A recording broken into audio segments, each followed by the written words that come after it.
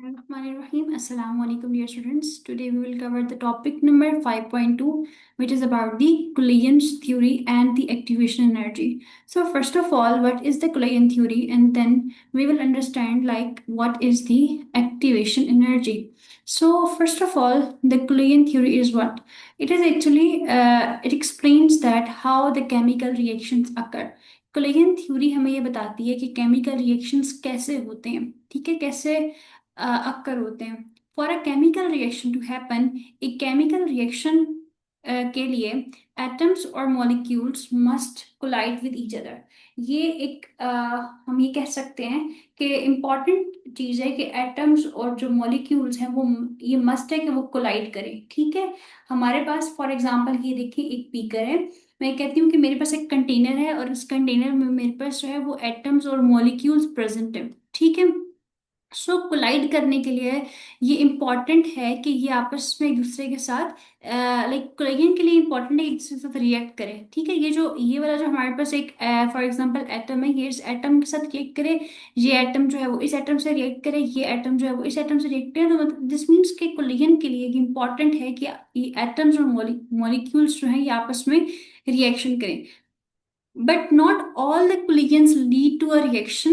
Only effective collisions cause a reaction. अच्छा, कहा यह जा रहा है कि जरूरी नहीं है कि अगर फॉर एग्जांपल दो एटम्स हैं और अगर वो आपस में कोलाइड कर रहे हैं, टकरा रहे हैं एक दूसरे के साथ, तो ये इंपॉर्टेंट नहीं है। ये आप ये नहीं कह सकते कि ये ऐसा ही होगा। ये क्रूशियल है कि अगर इन दोनों ने आपस में कोलाइड किए, एक दूसरे से टकराए हैं, इनकी फाइट हुई है, तो दिस मीन्स एक रिएक्शन भी होगा, जरूरी नहीं है। यहाँ पे यही पॉइंट है कि but not all collisions lead to a reaction. सब कोलिजन्स के रिजल्ट में रिएक्शन नहीं होता। Only effective collisions cause a reaction. सिर्फ और सिर्फ कुछ इफेक्टिव कोलिजन्स हैं जिनके रिजल्ट में रिएक्शंस होते हैं। अब हमने देखना है कि वो कौन सी कंडीशंस हैं जिनके रिजल्ट में रिएक्शंस परफॉर्म होते हैं, ठीक है। For a reaction to occur, एक रिएक्शन के लिए two conditions must be met. दो कंडीशंस जो हैं वो जरूर पूरी होनी चाहिए, ठीक है, फुलफिल होनी चाहिए। The first condition is the energy and the second one is the orientation. अच्छा, अब एनर्जी हमारे पास क्या है, कौन सी एनर्जी की हम यहाँ पे बात करें। यहाँ पे एक पॉइंट लिखा हुआ है, the colliding particles have enough energy to overcome the repulsion between their outer electrons. The point is colliding particles, वो पार्टिकल्स जो कोलाइड कर रहे हैं, ये फॉर एग्जांपल एक ये पार्टिकल है और एक ये पार्टिकल, ये दोनों आपस में कोलाइड कर रहे हैं, टकरा रहे हैं। They must have enough energy to overcome the repulsion. देखें, इनके पास, इन पार्टिकल्स के पास, फॉर एग्जांपल ये पार्टिकल कोई एटम है या मॉलिक्यूल है, डेफिनेटली जहां पे इन पे एक फोर्स ऑफ अट्रैक्शन लग रही है वहां इनमें फोर्स ऑफ रिपलियन भी होगी। अब किस तरह फोर्स ऑफ रिपलियन होगी। फॉर एग्जांपल मेरे पास ये एक कंटेनर है और इस कंटेनर में मेरे पास क्या है, यहाँ पे मेरे पास ये सब एटम्स और मॉलिक्यूल्स पड़े हुए हैं, ठीक है। अच्छा, अब आप इसको बड़े गौर से देखिएगा कि यहाँ पे फॉर एग्जांपल मैं आपको कहती हूँ कि इस पे चार्ज है पॉजिटिव का, इस पे नेगेटिव, इस पे पॉजिटिव, इस पे नेगेटिव, इस पे पॉजिटिव, इस पे negative, positive negative positive negative positive और नेगेटिव, ठीक है।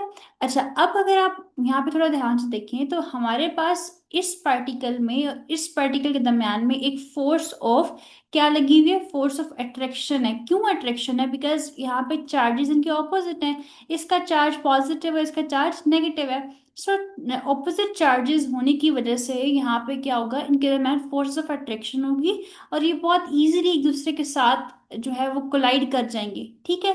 लेकिन अगर आप देखें, मैं आपको दिखाती हूँ इसी कंटेनर में, अगर हम लोग यहाँ पे देखें, इस वाले पार्टिकल को आप देखें और इस पार्टिकल को आप देखें, तो इन दोनों पे पॉजिटिव चार्जेस हैं। दिस मीन्स ये एक दूसरे को क्या करें, रिपेल करें। रिपेल करने का मीनिंग ये होता है बच्चों कि ये एक दूसरे से दूर जा रहे हैं, ठीक है। रिपेल करें एक दूसरे को, फॉर एग्जांपल ये पहले एक यहाँ पे था, दूसरा यहाँ पे था, फिर ये एक दूसरे पे फोर्स ऑफ रिपल्जन लगाएंगे और रिपल्जन के रिजल्ट में क्या होगा कि ये वाला जो पार्टिकल है अब ये यहाँ पे आ चुका है और ये वाला जो है वो यहाँ पे आ चुका है, मीन्स एक दूसरे से दूर दूर जा रहे होंगे, ठीक है। कहते हैं कि हमारे पास जो फर्स्ट पॉइंट है कि आप कोलेजन के रिजल्ट में रिएक्शन होना चाहिए, उसकी जो फर्स्ट कंडीशन है वो ये है कि उन पार्टिकल्स के पास इतनी इनफ एनर्जी हो कि वो इन रिपलियन वाली जो फोर्सेस है इनको ओवरकम कर सकें, यानी इनको कम किया जा सके और इनका जो गैप है, इनका जो डिस्टेंस, उसको कम कर दें बिटवीन देयर आउटर इलेक्ट्रॉन्स। दोबारा इसको स्टडी करते हैं। The colliding particles have enough energy. वो पार्टिकल्स जो आपस में कोलाइड कर रहे हैं, जो टकरा रहे हैं, उनके पास इतनी एनर्जी होनी चाहिए to overcome the repulsion between their outer electrons. तो ये जो दो इलेक्ट्रॉन्स हैं हमारे पास, इनके दरम्यान में जो रिपल्लियन है, मीन्स एक दूसरे को जो दूर फेंक रहे हैं, ये इसको कम किया जा सके। क्योंकि अगर रिपल्लियन ज्यादा जो हो गई तो क्या होगा कि पार्टिकल्स आपस में कोलाइड नहीं कर सकेंगे। इसलिए एक पार्टिकल के पास इतनी इनफ एनर्जी जरूर होनी चाहिए कि वो इस रिपल्लियन को कम कर सके। The second point is about the orientation. First point ये है कि अगर for example two particles collide कर रहे हैं, अब देखिए कोलिजन तो इन्होंने भी की थी, आपस में टकराए थे, लेकिन टकराने के रिजल्ट में क्या हुआ था कि दूर दूर चले गए थे। अब यही बात है कि फर्स्ट पॉइंट हमारा ये है एनर्जी का, कि टू कोलाइडिंग पार्टिकल्स के पास इतनी एनर्जी हो कि वो रिपल्लिंग को कम कर सके। सेकेंड पॉइंट हमारे पास क्या आ जाता है, orientation. Orientation means proper alignment. मतलब कि ऐसा ना हो कि फॉर एग्जांपल मेरे पास ये एक कंटेनर है और पार्टिकल्स मेरे पास इस तरह से रैंडमली प्रेजेंट है, कुछ समझ नहीं आ रही कि क्या इनकी अरेंजमेंट है। अगर इस तरह से होगा तो प्रॉपरली पार्टिकल्स कोलाइड नहीं करेंगे। अगर कोलाइड कर भी लेंगे तो उनके रिजल्ट में इनका रिएक्शन नहीं होगा। पहले हम इस डायग्राम को अंडरस्टैंड करते हैं, उसके बाद हम अपनी डिस्क्रिप्शन पे आते हैं। अंडरस्टैंड करने के बाद डायग्राम को आपको खुद ब खुद इस पॉइंट, ये पॉइंट जो है वो क्लियर हो जाएगा। अब देखिए यहाँ पे क्या हो रहा है, अनसक्सेसफुल क्लियंस, मतलब यहाँ पे क्लियंस बहुत कम होंगी। किस तरह से कम होगी, देखिए आपके पास क्या हो रहा है यहाँ पे, ये टू पार्टिकल्स प्रेजेंट है, लेकिन आप ये देख रहे हैं कि इनकी प्रॉपर अरेंजमेंट नहीं है। मीन्स कि एक पार्टिकल आगे की तरफ है और एक पार्टिकल थोड़ा पीछे की तरफ है। सो जब दो पार्टिकल्स यहाँ से आके इनके साथ कोलाइड करेंगे तो ये रिजल्ट में कुछ इस तरह से इनकी कोलिजन होगी, मीन्स इस तरह से आके मिलेंगे। इसके साथ तो कुछ टकराया ही नहीं, और रिजल्ट में क्या होगा कि कुछ देर के बाद जो है ये सेपरेट हो जाएंगे और ये सेपरेट हो जाएंगे। लेकिन अगर हम प्रॉपर कोलिजन्स करते हैं, सक्सेसफुल कोलिजन्स होती हैं, तो देखिए अभी इनकी भी प्रॉपर आपको एक अरेंजमेंट नजर आ रही है इन पार्टिकल्स की भी, और इनकी भी आपको एक प्रॉपर अरेंजमेंट नजर आ रही है। नजर आ रहा है कि हाँ अब ये बिल्कुल इसकी प्रॉपर डायरेक्शन में है और ये इसके साथ कोलाइड कर सकता है। मैक्सिमम चांसेस है कि ये इसके साथ कोलिजन कर सकता है। सो ये जब आपस में टकराएंगे तो देखिए इस तरह से टकराएंगे, they collide with correct orientation, proper orientation में, प्रॉपर डायरेक्शन में ये कोलाइड किए हैं। और उसके बाद ये आपके पास देखिए प्रोडक्ट बने हैं आपके पास इस तरह से। ये जो एक रेड है ये ब्लू के साथ कोलाइड कर चुका है, और जो सेकंड रेड बॉल थी वो सेकंड ब्लू के साथ कोलाइड कर चुकी है। सो प्रॉपर ओरिएंटेशन का होना बहुत जरूरी होता है। अब यहाँ पे डिस्क्रिप्शन देखते हैं क्या लिखी हुई है, कि particles must be aligned in the right direction when they collide. जब वो कोलाइड करे होते हैं तो पार्टिकल्स के लिए बहुत इंपॉर्टेंट है कि वो राइट डायरेक्शन में कोलाइड करे। ठीक है, पार्टिकल्स के लिए बहुत इंपॉर्टेंट है कि वो राइट डायरेक्शन में, देखिए राइट डायरेक्शन में कोलाइड करने चाहिए। If they are not properly aligned, अगर वो प्रॉपरली अलाइंड नहीं होंगे, even if they have enough energy, even के उनके पास बहुत एनर्जी भी है फिर, लेकिन लेकिन अगर वो प्रॉपरली अलाइंड नहीं है ना, so no new bonds form, तो कोई नए बॉन्ड्स नहीं बनेंगे। ठीक है, देखिए अब यहाँ पे न्यू बॉन्ड्स फॉर्म हुए हैं ना, लेकिन यहाँ पे कोई न्यू बॉन्ड्स फॉर्म नहीं हुए। बेशक इस रेड के पास बहुत एनर्जी थी ब्लू के साथ फाइट करने के लिए, लेकिन चूंकि ये प्रॉपरली अलाइन नहीं थे, सो इन रिजल्ट इनके जो है वो न्यू बॉन्ड्स फॉर्म नहीं हुए और कोलिजन नहीं हो सकी। ठीक है, सो फर्स्ट उनके पास एनर्जी भी होनी चाहिए। सेकेंड पॉइंट है उनके पास उनकी प्रॉपर ओरिएंटेशन, प्रॉपर अलाइनमेंट भी होनी चाहिए। अब आगे देखिए डेली लाइफ की एग्जांपल, आपके पास एक एग्जांपल है डेली लाइफ की जिससे आपको बहुत अच्छी तरह से ये दोनों पॉइंट्स क्लियर हो सकते हैं। अच्छा अभी देखिए एग्जांपल है, imagine plugging a USB into a port. आप क्या कर रहे हैं, आपके पास एक यूएसबी है और आप उस यूएसबी को क्या करिए, आप जो है वो उसको पोर्ट करें, उसको आप जो है वो प्लग करें एक पोर्ट में। फॉर एग्जांपल अपने लैपटॉप के साथ, अपने कंप्यूटर के साथ ही आप जो है वो उसको पोर्ट करें, उसको प्लग करें यूएसबी को। Even if you have the plug and the socket, means अगर आपके पास फॉर एग्जांपल प्लग भी है और आपके पास सॉकेट भी है, it won't work unless it's inserted the right way. अगर आप उसको प्रॉपर जो राइट वे है उसके अंदर उसके तरीके से आप उसको इंसर्ट नहीं कर रहे ना, तो वो कभी भी इंसर्ट नहीं होगा। बेशक आपके पास प्लग भी है, आपके पास सॉकेट भी है, आपके पास सब कुछ है, ठीक है, लेकिन अगर आपको यूएसबी को इंसर्ट करना लगाना नहीं आता ना, तो दिस मीन्स कि आप उसको प्लग कभी भी नहीं कर सकते। प्रॉपर ओरिएंटेशन का होना बहुत जरूरी है। सो ये आपके पास एक डेली लाइफ एग्जांपल है जिससे आप अंडरस्टैंड कर सकते हैं कि एक इफेक्टिव कोलिजन के लिए, ये कोलिजन के रिजल्ट में अगर आप चाहते हैं कि रिएक्शन भी हो, सो कौन सी कंडीशन है जो फुलफिल होनी चाहिए। सो यहाँ तक हम लोगों ने देख लिया कि कौन सी कंडीशन इनके थ्रू हमारे पास जो है वो रिएक्शन हो सकते हैं। अच्छा, अब इसके बाद हम आगे आ जाते हैं कि what is the activation energy. अच्छा, ये कॉन्सेप्ट बहुत ही इजी है एक्टिवेशन एनर्जी का। बहुत से बच्चों को लगता है जैसे ये बहुत डिफिकल्ट कॉन्सेप्ट, लेकिन डिफिकल्ट बिल्कुल भी नहीं है। हम आगे आ जाते हैं यहाँ पे एक्टिवेशन एनर्जी पे। It is the minimum amount of energy needed for a chemical reaction to take place. हमारे पास ये एक मिनिमम अमाउंट ऑफ एनर्जी होती है, कम से कम एनर्जी हमें, लाइक ये कम से कम एनर्जी है जो हमें रिक्वायर्ड होती है एक रिएक्टेंट को प्रोडक्ट में कन्वर्ट करने के लिए, एक रिएक्शन को परफॉर्म करने के लिए। जो कम से कम एनर्जी आपको चाहिए होती है ना, उसको कहते हैं एक्टिवेशन एनर्जी। अब फॉर एग्जांपल मैं आपको पहले ही बता देती हूँ कि आपको पता है ना कि हमारे पास एक रिएक्शन अगर मैं करती हूँ H2 plus O2 goes to form H2O। ठीक है, ये एक रिएक्शन जो है वो मैं कर रही हूँ। अब यहाँ पे क्या होता है कि ये एक मेरे पास रिएक्शन है। अब मुझे पता है कि जो मेरे पास हाइड्रोजन है ये मेरा एक रिएक्टेंट है। इसी तरह से ऑक्सीजन भी मेरे पास एक रिएक्टेंट है, और वाटर जो है मेरे पास एक प्रोडक्ट है। ठीक है, ये दो रिएक्टेंट्स हैं और वाटर मेरे पास एक प्रोडक्ट है। अब होता क्या है कि हमारे पास, मैं आपको यहाँ पे एक हिल सी बना के दिखाती हूँ। आपको पता होना चाहिए कि ये आपके पास क्या है, एक रिएक्टेंट है। ठीक है, और इसी तरह से ये आपके पास यहाँ पर बना हुआ है एक प्रोडक्ट। ठीक है, अब इस तरह से होता है कि यहाँ पे हमारे पास एक हिल सी बनती है, और ये इस तरह से होती है। अब इसका क्या मतलब है, जो मैंने बनाई है चीज ये आपको ये शो कर रही है कि ये आपके पास रिएक्टेंट्स पड़े हुए हैं, H2 प्लस O2 पड़ा हुआ है यहाँ पे। और यहाँ पे आपके पास क्या है, H2O मीन्स आपके पास यहाँ पे वाटर है। अब इस रिएक्टेंट को, H2 और O2 को वाटर में कन्वर्ट करने के लिए ये बहुत इंपॉर्टेंट है कि उसको पहले इस हिल को क्रॉस करना है, इस माउंटेन को क्रॉस करना है, इस हाइट को क्रॉस करना है। जब तक वो इस हाइट को क्रॉस नहीं करेगी तब तक वो प्रोडक्ट में कन्वर्ट नहीं हो सकती। सो ये जो हाइट होती है ना हमारे पास, मीन्स के ये, इसको आप कहते हैं कि एक एनर्जी है। कौन सी एनर्जी? देखिए, यहाँ से लेकर और यहाँ तक ये जो एनर्जी है हर हाल में हर रिएक्टेंट को क्रॉस करनी पड़ती है। इसको हम कहते हैं एक्टिवेशन एनर्जी। इसको हम रिप्रेजेंट करते हैं E A से। मतलब कि ऐसी एनर्जी जो हर हाल में कम से कम इतनी एनर्जी इस रिएक्टेंट को चाहिए प्रोडक्ट में कन्वर्ट होने के लिए, इसको हम कहते हैं एक्टिवेशन एनर्जी। हर हाल में इन रिएक्टेंट्स को इतनी एनर्जी का बॉर्डर क्रॉस करना है तभी वो प्रोडक्ट में कन्वर्ट हो सकते हैं, वरना वो कन्वर्ट नहीं होंगे। ठीक है, सो एक्टिवेशन एनर्जी क्या होता है, जिस the minimum amount of energy वो कम से कम अमाउंट होती है needed for a chemical reaction to take place. Think of it like pushing a ball up a hill. आप इसको इस तरह से देखिए कि जैसे कि आप एक बॉल है उसको आप पुश करते हैं एक हिल के ऊपर। बॉल है आपके पास, यहाँ पे देखिए आपके पास एक बॉल है।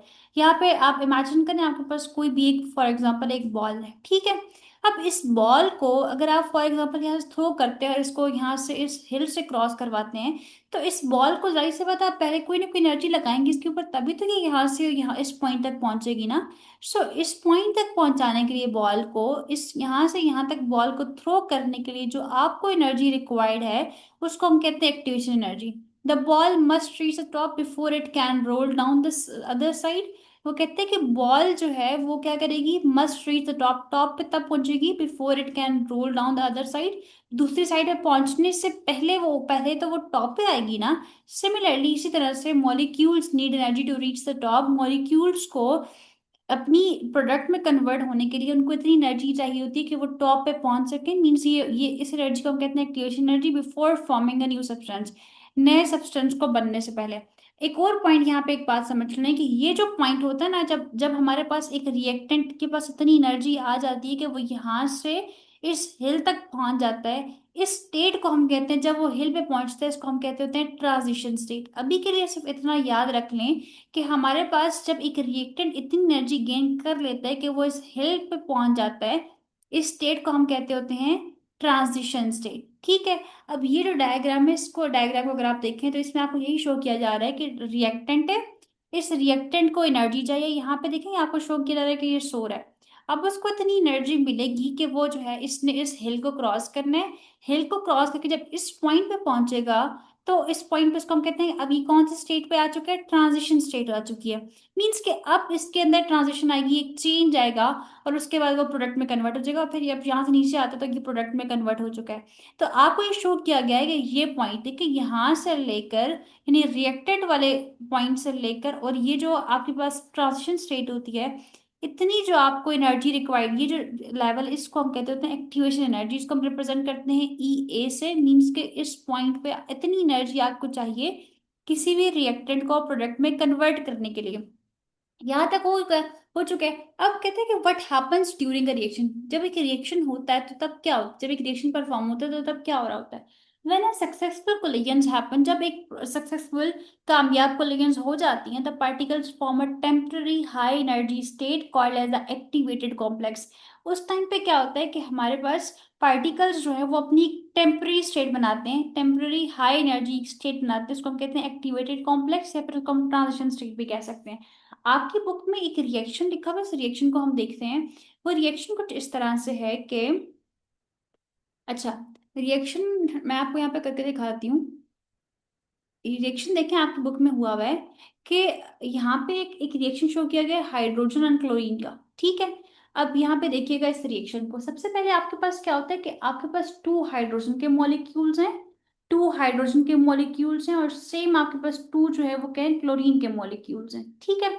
ये आपस में रिएक्शन करते हैं, हाइड्रोजन के टू मॉलिक्यूल्स और क्लोरीन के टू मॉलिक्यूल्स आपस में रिएक्शन करते हैं।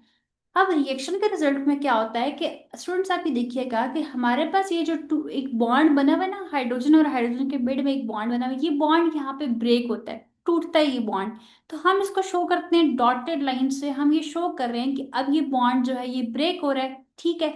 अब ये बॉन्ड टूट रहा है, तो इस तरह से ये आ जाएगा। उसके बाद क्या होता है कि उसके बाद हमारे पास ये होता है कि एक हमारे पास, अब चूंकि ये हाइड्रोजन हाइड्रोजन का बॉन्ड ब्रेक हो रहा है, और हाइड्रोजन क्लोरीन अब अपना एक बॉन्ड बनाने की कोशिश करें, तो यहाँ पे हम शो करते हैं एक बॉन्ड को डॉटेड लाइन से, और ये हम शो करें कि अब यहाँ पे हाइड्रोजन क्लोरीन से बॉन्ड बनाने की कोशिश करें। फिर हम दिखाते हैं कि हमारे पास एक और बॉन्ड है जो क्लोरीन और क्लोरीन के मिड में था, ये बॉन्ड भी हमारे पास क्या होने की कोशिश करे, ब्रेक होने की कोशिश करे, टूट रहा है। तो यहाँ पे भी ये जो बॉन्ड है कि शो करे कि अब ये बॉन्ड ब्रेक हो रहा है। और इसी तरह डॉटेड लाइन में एक और यहाँ पे बॉन्ड है कि शो करे कि ये बॉन्ड फॉर्म हो रहा है, मीन्स नया बॉन्ड बन रहा है। तो देखिए ये वाला बॉन्ड ब्रेक हो रहा है, ऐसा ही है ना, ये बॉन्ड पहले से बना हुआ था, अब ये बॉन्ड टूट रहा है, मैं यहाँ पे लिखूंगी कि ये बॉन्ड ब्रेक हो रहा है। और सेम सिनेरियो ये भी है कि यहाँ पे भी है कि ये बॉन्ड भी क्या हो रहा है, ब्रेक हो रहा है। लेकिन हमारे पास ये जो साइड्स वाले बॉन्ड है, ये क्या हो रहे हैं, बॉन्ड फॉर्म हो रहे हैं, ठीक है। ये बॉन्ड हमारे पास बन रहे हैं, और ये वाला जो बॉन्ड है ये भी हमारे पास क्या हो रहा है, फॉर्म हो रहा है।